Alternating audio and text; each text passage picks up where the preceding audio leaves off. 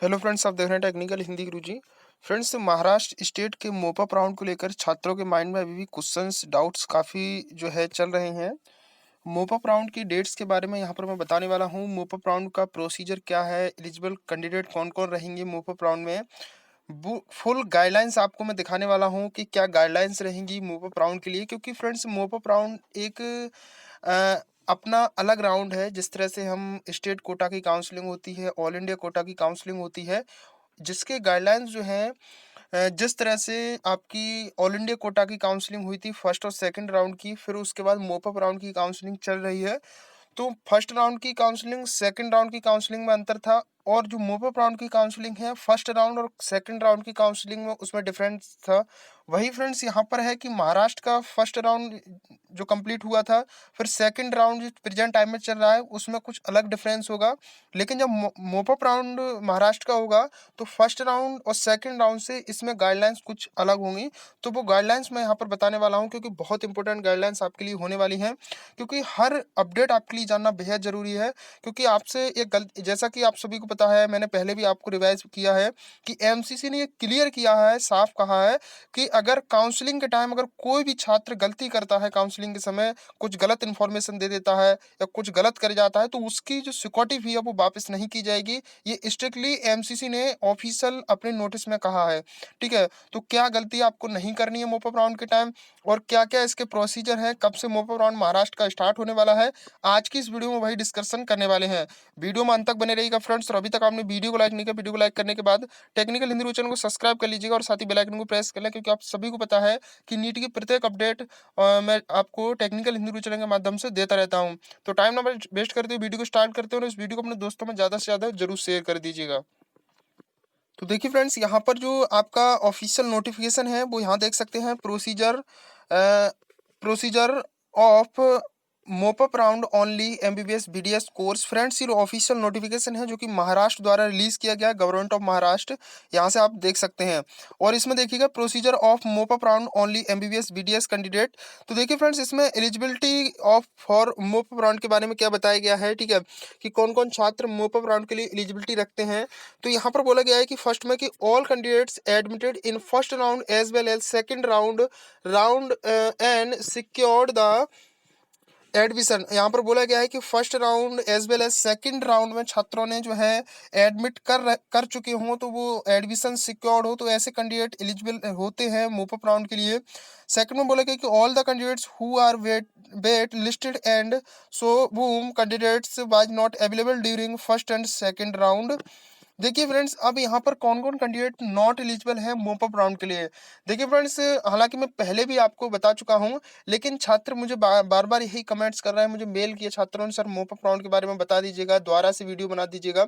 तो आपकी रिक्वायर पर मैं ये वीडियो लेकर आया हूँ। आपकी जो भी रिक्वायर, हालांकि आप ये सोचते होंगे कि मैं आपके कमेंट्स नहीं पढ़ता हूँ, हालांकि मैं सभी छात्रों की रिप्लाई नहीं दे पाता हूँ, लेकिन कमेंट्स मैं सभी छात्रों के पढ़ता हूँ। आपके जो कमेंट्स होते हैं, जिस पर आप चाहते हैं वीडियो को, मैं उसी पर वीडियो प्रोवाइड आपको कराता हूँ।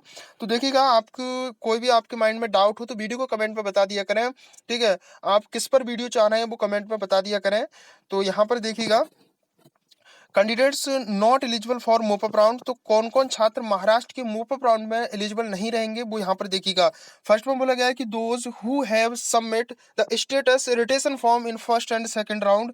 देखिए यहाँ पर बोला गया है कि ऐसे सभी कैंडिडेट जो फर्स्ट और सेकंड राउंड में अपना रिटेशन फॉर्म होता है, जब आप एडमिशन लेने जाते हैं, जिस कॉलेज में आपको अलॉट किया गया उस कॉलेज में एडमिशन के टाइम आपको एक स्टेटस रिटेशन फॉर्म होता है, उसको सबमिट करना पड़ता है। अगर आपने पहले राउंड या सेकंड राउंड में एडमिशन लेते टाइम आपने स्टेटस रिटेशन फॉर्म जो है सबमिट कर दिया है, तो ऐसे छात्र मोपअप राउंड के लिए एलिजिबल नहीं रहेंगे।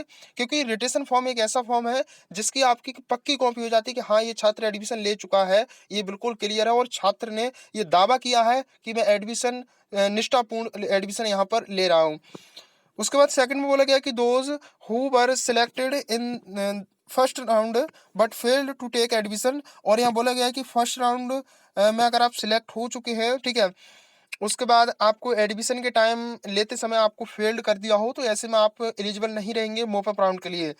थर्ड में बोला गया है कि those who were selected in first round but cancelled the admission. और यहाँ बोला गया है कि एडमिशन के टाइम जब आपको फर्स्ट राउंड में सिलेक्ट हो गए हो तो एडमिशन के टाइम आपको कैंसिल कर दिया हो तब भी आप मोप अप राउंड के लिए एलिजिबल नहीं रहेंगे। फोर्थ में बोला गया है कि those who were selected in first round but resign the seat. और यहाँ बोला गया है कि फर्स्ट राउंड में सिलेक्ट होने के बाद लेकिन आपने सीट को रिजाइन कर दिया हो तब भी आप मोप अप राउंड के लिए बिल्कुल भी एलिजिबल नहीं है। ये नॉट एलिजिबल बता रहा हूँ, ध्यान रहे मोप अप राउंड के लिए। उसके बाद नेक्स्ट में देखिए फ्रेंड्स क्या बोला गया है। नेक्स्ट में बोला गया है फिफ्थ में कि those who were selected in second round but fail to take the admission. और यहाँ बोला गया है कि सेकंड राउंड में अगर आप सिलेक्ट हो चुके हैं तो एडमिशन लेते समय आपको फेल्ड कर दिया हो तब भी एलिजिबल नहीं है। उसके बाद बोला गया है कि those who were selected in second round but cancel the admission. आपने सेकंड राउंड में सिलेक्ट हो गए हो लेकिन आपका एडमिशन कैंसिल कर दिया हो तब भी आप एलिजिबल नहीं रहेंगे। उसके बाद आपको सेकंड राउंड में सिलेक्ट होने के बाद आपने सीट को रिजाइन कर दिया हो फिर भी आप एलिजिबल नहीं रहेंगे मोप अप राउंड के लिए। उसके बाद देखिए यहाँ पर एर्थ में बोला गया कि all the candidate selected by DGHS new Delhi MCC during second round and have secured the admission. और आप एमसीसी द्वारा सिलेक्ट हुए हो, एडमिशन आपने ले रखा हो तब भी आप मोप अप राउंड के लिए एलिजिबल नहीं रहेंगे। ये तो कंफर्म है कि अगर आपने कहीं भी एडमिशन ले लिया हो, चाहे ऑल इंडिया कोटा के सही, चाहे स्टेट कोटा में सही, किसी भी कोटा में सही, तो आप मोप अप राउंड के लिए एलिजिबल नहीं रहेंगे। क्योंकि ये एमसीसी ने साफ बोला है कि अगर आप जो है अगले राउंड में जाना चाहते हैं, लाइक जिस तरह से आपने फर्स्ट राउंड में काउंसलिंग कराई, आपको कोई कॉलेज अलॉट हो गया फर्स्ट राउंड में, आपने जा करके जल्दी से एडमिशन ले लिया तो आप सेकंड राउंड के लिए एलिजिबल नहीं रहेंगे। ना ही आगामी आने वाले जितने भी राउंड है उसमें किसी भी पार्टिसिपेट नहीं कर पाएंगे। सेकंड राउंड की काउंसलिंग में आपको एडमिशन मिल कॉलेज मिला, आपने जाकर एडमिशन ले ली तो आप मोप अप राउंड के लिए एलिजिबल नहीं रहेंगे, ना ही अपनी स्टेट काउंसलिंग के लिए एलिजिबल रहेंगे।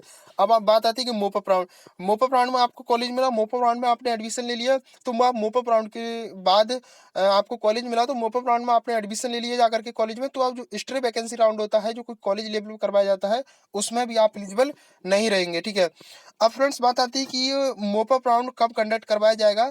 तो देखिए फ्रेंड्स, मोप अप राउंड आपका कम कंडक्ट करवाने की बात यह है कि जो आपका महाराष्ट्र का सेकंड राउंड का रिजल्ट डिक्लेयर हुआ है, ठीक है, अब उसका जो कॉलेज में एडमिशन प्रोसेस है वो चल रहा है और इसकी लास्ट डेट जो है वो 18 दिसंबर रखी गई है शाम 5 बजे।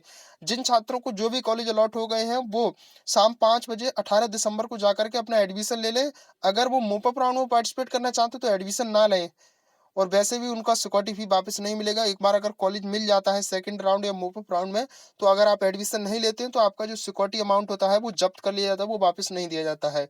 ठीक है, तो ये आपके सामने कंडीशन रहेंगी।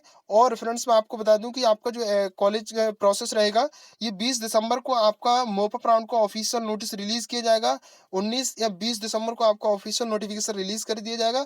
जैसे इसका ऑफिशियल रिलीज होता है मोप अप राउंड का, मैं आपको तुरंत वीडियो के माध्यम से इन्फॉर्म करूंगा। इसलिए इस वीडियो को लाइक और चैनल को सब्सक्राइब करने के बाद बेल आइकन जब प्रेस करें तो ऑल पर जरूर क्लिक कर दें, क्योंकि हमारी जब वीडियो अपलोड हो तो उसका हर नोटिफिकेशन आप तक पहुंच सके। और इस वीडियो को अपने दोस्तों में ज़्यादा से ज़्यादा जरूर शेयर कर दें, जिससे सभी स्टूडेंट्स को पता चल सके इस ऑफिशियल अपडेट के बारे में। ठीक है, तो देखिए प्रोसीजर की बात रही मोप अप राउंड के, तो मोप अप राउंड का प्रोसीजर रहेगा जो कि आपकी जब डेट क्लियर की जाएगी कि कब से इसके रजिस्ट्रेशन होंगे। ठीक है, रजिस्ट्रेशन होते हैं, रजिस्ट्रेशन के बाद कॉलेज जब आपका अलॉट होगा, कौन कौन से कॉलेज अलॉट होते हैं, तो वही आपका ये प्रोसीजर रहेगा कि आप एडमिशन कितने कितने टाइम तक रहेंगे, वो इसका आपको प्रोसीजर रहने वाला है। ठीक है, उसके बाद फ्रेंड्स यहाँ पर मैं नेक्स्ट देखूँ तो देखिएगा इसमें क्या बोला गया है कि instruction of the move up round के, मूव अप राउंड की क्या क्या इंस्ट्रक्शन है।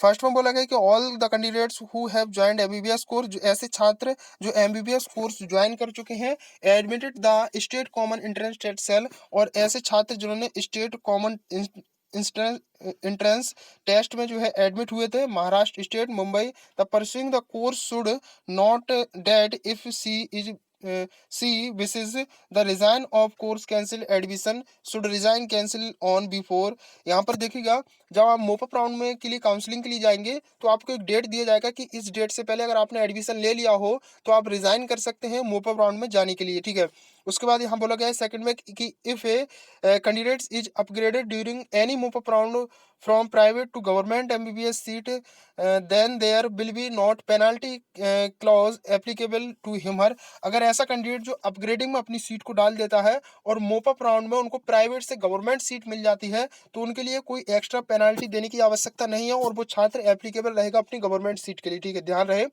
आपने सेकंड राउंड में आपको सीट मिली, आपने मोप अप राउंड में सेकंड राउंड में सीट मिलने के बाद एडमिशन लिया और आपने अपनी सेकंड राउंड की सीट को अपग्रेडिंग में डाल दिया है, तो आप मोप अप राउंड में जब आप पार्टिसिपेट करेंगे तो आपको प्राइवेट से गवर्नमेंट सीट अगर अलॉट हो जाती है तो आप एप्लीकेबल रहेंगे। ठीक है, इसके लिए कोई आपको एक्स्ट्रा पेनाल्टी नहीं देनी होगी।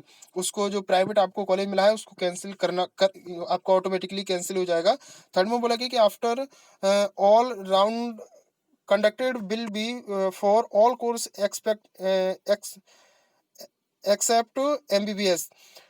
ए कैंडिडेट एडमिटेड फॉर, ये पुरानी डेट है 2018 का नोटिफिकेशन है। ठीक है, उसमें यहाँ पर बोला गया है कि आपके सामने जो डेट रही थी, ठीक है, वो उससे पहले उसके बाद जो भी कंडक्ट होगा, ठीक है, एक्सपर्ट एमबीबीएस कोर्स के लिए, तो ये सभी आपके प्रोसीजर हैं, इनको आप रीड कर लीजिएगा। उसके बाद if a candidate fail resign cancel on before the stipulated date and time and resign letter will be liable to requisite penalty. 1 lakh रुपए यहाँ पर बताई गई है, सॉरी 10 लाख रुपए आपकी पेनाल्टी बताई गई है अगर आप सीट को, यहाँ बोल रहा है कि will be not be eligible for admission process next 2 year. यहाँ पर बोला गया है कि नेक्स्ट 2 साल के लिए प्रोसेस के लिए एडमिशन में अगर आप एलिजिबल नहीं हो तो 10 लाख का पेनाल्टी यहाँ पर बताया गया। भाई बहुत है। The penalty is applicable for all admission carried out through state common test cell Maharashtra state Mumbai और any other designated authority by government of Maharashtra for the admission to health science course under Maharashtra University of Health Science Nasik or any other appropriate university authority। ठीक है, if a candidate has a selected status for MBBS course on date यहाँ दिया है in government corporation medical college, then his her name will be deleted for the merit list। He will not be considered for admission process to be carried out for health science courses during in further round। तो देखिए friends, जो यहाँ पर update दिया है ये आपको read हो चुके होंगे, हालांकि मैं बता चुका हूँ। उसके बाद प्रोसीजर वगैरह दिया है, जब इसका ऑफिशियल अपडेट आएगा तो मैं आपको तुरंत प्रोसीजर दे दूंगा। और इसके अलावा कोई भी दिक्कत परेशानी आपको हो तो कमेंट बॉक्स में पूछ लें।